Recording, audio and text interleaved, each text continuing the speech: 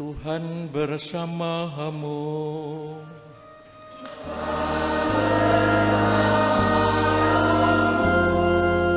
Inilah Injil Yesus Kristus menurut Markus.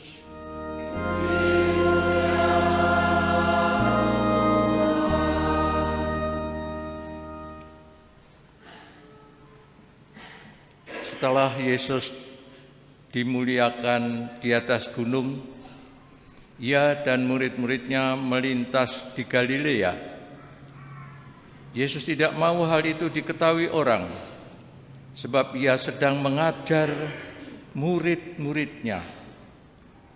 Ia berkata kepada mereka, Anak manusia akan diserahkan ke dalam tangan manusia, dan mereka akan membunuh Dia.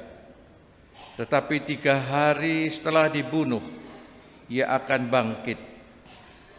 Mereka tidak mengerti perkataan itu, namun segan menanyakannya kepada Yesus. Kemudian tibalah Yesus dan murid-muridnya di Kafarnaum. Ketika sudah di rumah, Yesus bertanya kepada para murid itu, "Apa yang kamu perbincangkan tadi di jalan?" Tetapi mereka diam saja, sebab di tengah jalan tadi mereka mempertengkarkan siapa yang terbesar di antara mereka. Lalu Yesus duduk dan memanggil ke-12 murid itu. Katanya kepada mereka, "Jika seseorang ingin menjadi terdahulu, hendaklah ia menjadi yang terakhir dari semuanya dan menjadi pelayan dari semuanya." Yesus lalu mengambil seorang anak kecil ke tengah-tengah mereka.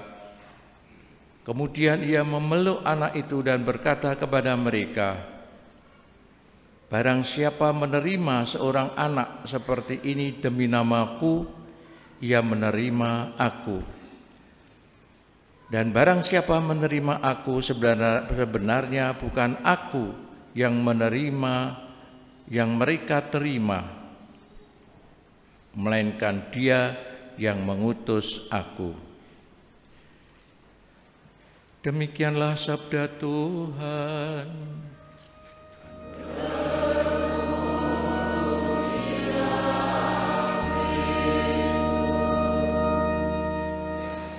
Ibu Bapak dan saudara-saudari semua yang terkasih, sampai 3 kali Yesus menubuatkan atau mengatakan tentang penderitaannya. Dan oleh karena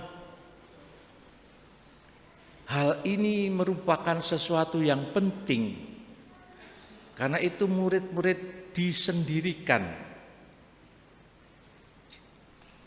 Yesus tidak mau hal itu diketahui orang, dikhususkan karena ini sesuatu yang penting.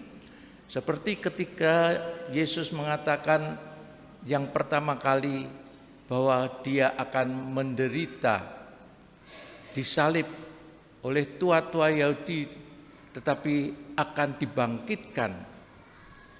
Tapi Petrus tidak mau menerima itu. Tidak mau menerima kenyataan tersebut. Dan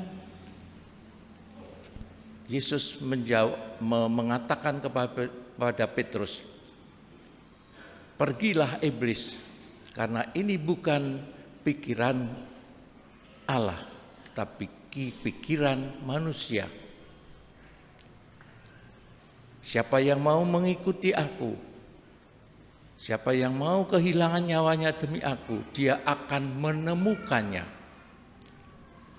Itu yang pertama. Yang kedua yang kita dengar dalam Injil hari ini, Yesus menubuatkan lagi, mengatakan bahwa Ia akan menderita, disalib, dan kemudian bangkit mulia. Apa reaksi murid-murid itu?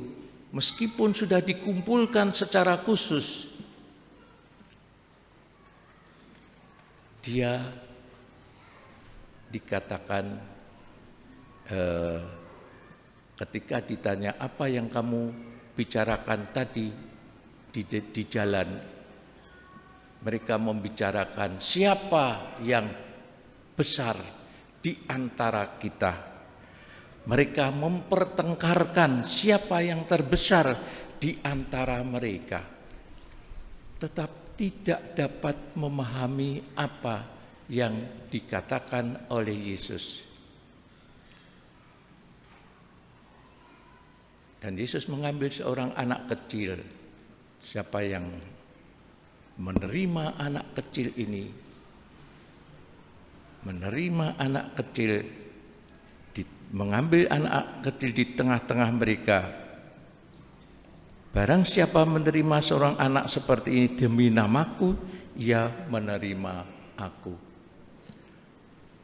Artinya bahwa anak-anak kecil itu tidak begitu polos, begitu tidak memperhitungkan apa jasa-jasanya anak itu. Dia hanya berhubungan dengan orang lain begitu saja dalam kasih, dalam kepolosannya. Ibu bapak dan saudara-saudari semua yang terkasih, apa yang sebenarnya dibutuhkan, diperlukan, yaitu mau mendengarkan sabda Yesus, mendengarkan apa yang dikatakan Yesus, bahwa dia akan menderita, bahwa dia akan disalibkan oleh tua-tua Yahudi dan akan bangkit mulia. Tidak masuk di dalam hatinya, tidak masuk dalam pikiran para murid, bahwa karya-karyanya adalah pelayanan kasih Allah hadir di dunia ini. Sabda Allah yang hadir di dalam diri Yesus sendiri, sabda yang membebaskan dari berbagai macam penderitaan, dari berbagai macam kesusahan, lewat mukjizat-mukjizatnya, lewat sabdanya, menghadirkan kasih, menghadirkan pelayanan-pelayanannya untuk keselamatan manusia, untuk keselamatan banyak orang. Tetapi murid-muridnya tidak bisa mendengarkan itu. Mereka menginginkan siapa yang punya jabatan yang besar nanti, siapa yang mempunyai kedudukan yang besar nanti. Mereka mempertengkarkan itu. Mereka tidak dapat memahami sabda Yesus tentang tentang pelayanan bagi keselamatan banyak orang. Sampai 3 kali. Ini yang kedua kali Yesus menubuatkan atau menubuatkan penderitaannya, menubuatkan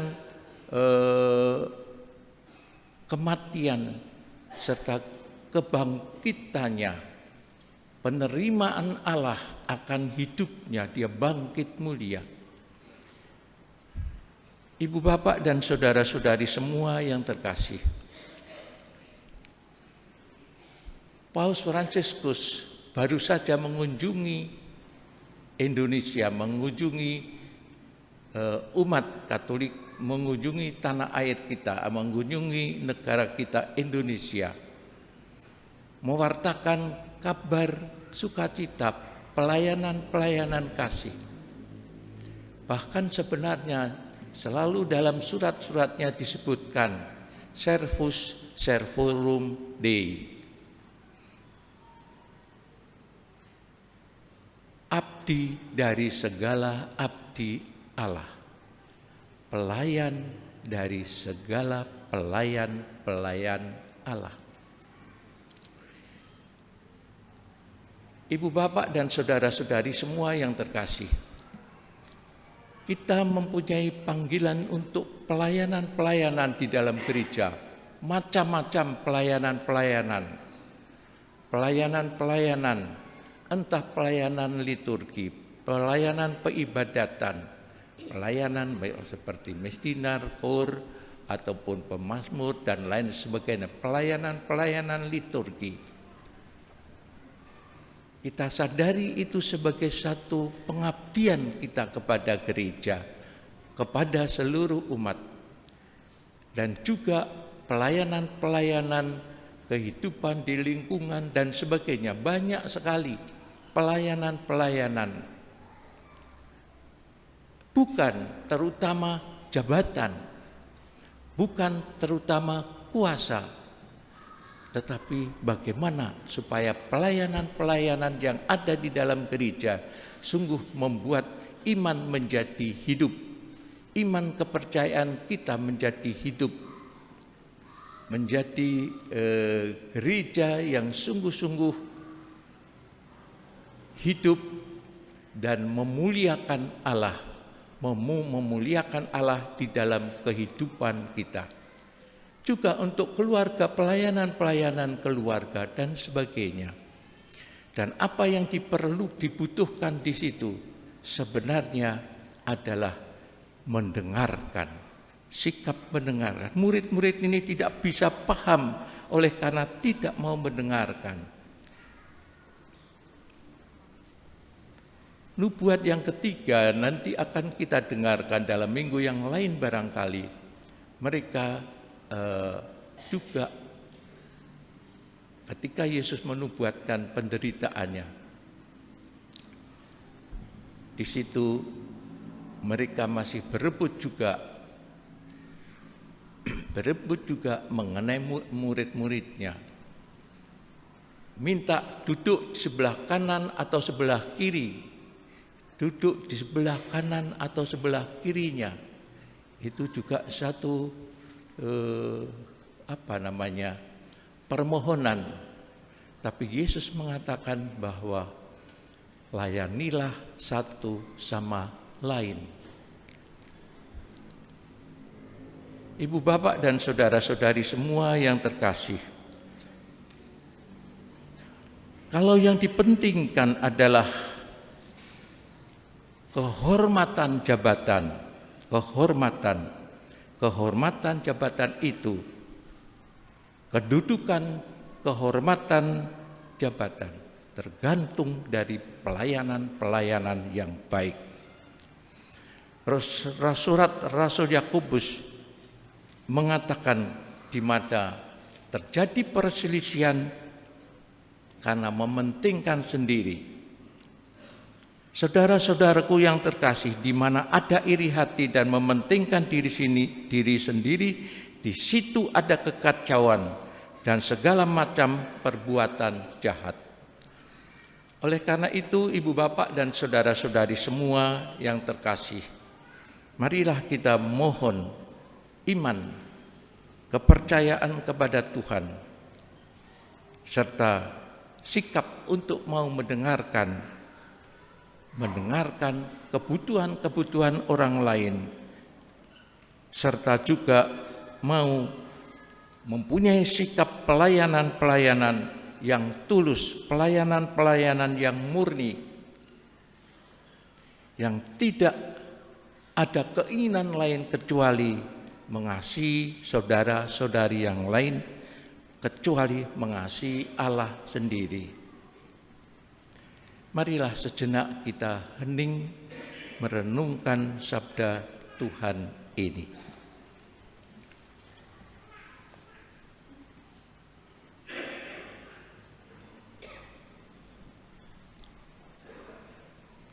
Kemuliaan kepada Bapa dan Putra dan Roh Kudus.